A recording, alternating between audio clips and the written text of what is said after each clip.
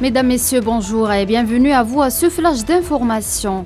Le président algérien Abdelmajid Tebboune a reçu un appel téléphonique de son homologue palestinien Mahmoud Abbas, qui l'a informé des graves violations commises par les forces d'occupation contre le peuple palestinien à Gaza et en Cisjordanie. Le président algérien a renouvelé par la suite l'entière solidarité du gouvernement et du peuple algérien avec le peuple palestinien.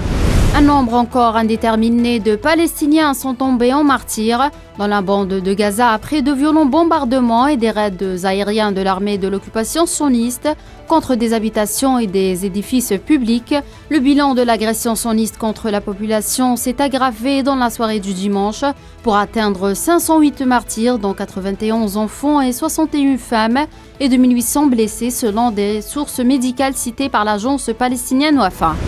Le ministre algérien des Affaires étrangères Ahmed Attaf a affirmé que l'Algérie, sous la direction du président Abdelmajid Tebboune, continuera à s'acquitter de son rôle en tant que force stabilisatrice, assumant son devoir et sa responsabilité dans l'instauration de la sécurité et la stabilité et la promotion de la culture du dialogue et de la coexistence pacifique au niveau régional et international. Dans une allocution prononcée devant les chefs de mission diplomatiques et les représentants des organisations internationales et régionales accréditées en Algérie, et à l'occasion de la célébration de la journée de la diplomatie algérienne, coïncidant avec la date d'adhésion de l'Algérie à l'Organisation des Nations Unies en tant que membre à part entière, M. Attaf a mis en avant les contributions effectives de la diplomatie algérienne dans des moments charnières de l'histoire de l'ONU et dans les efforts visant à atteindre les objectifs communs de la communauté internationale tels que stipulés dans la Charte des Nations Unies.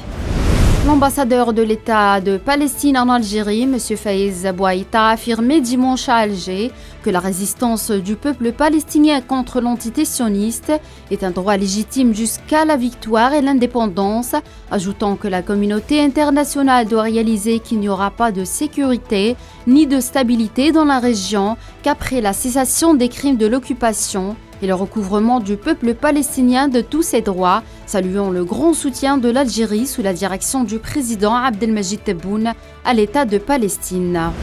Et en Russie, le ministre des Affaires étrangères Sergei Lavrov et le secrétaire général de la Ligue des États arabes, Ahmed Aboulghait, s'entretiennent à Moscou. La réunion se déroule dans le contexte de l'escalade actuelle du conflit israélo-palestinien qui devrait être une priorité.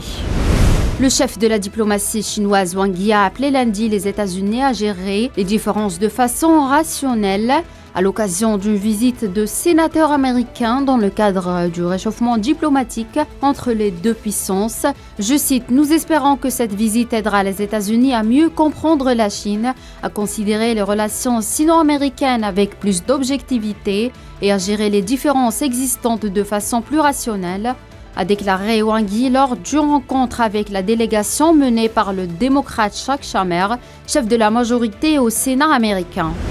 Et en Grèce, le Premier ministre conservateur Kyriakos Mitsotakis s'est félicité dimanche soir de la victoire de son parti, la Nouvelle Démocratie, qui a remporté dès le premier tour des élections locales 7 des 13 régions, dont les plus grandes celles d'Athènes et de Thessalonique. Je cite: « Nous avons souligné la signification politique des élections régionales et moins 7 régions ont déjà été décidées en faveur de la Nouvelle Démocratie dès le premier tour », a déclaré le Premier ministre après la publication des résultats partiels portant sur la moitié des bureaux de vote.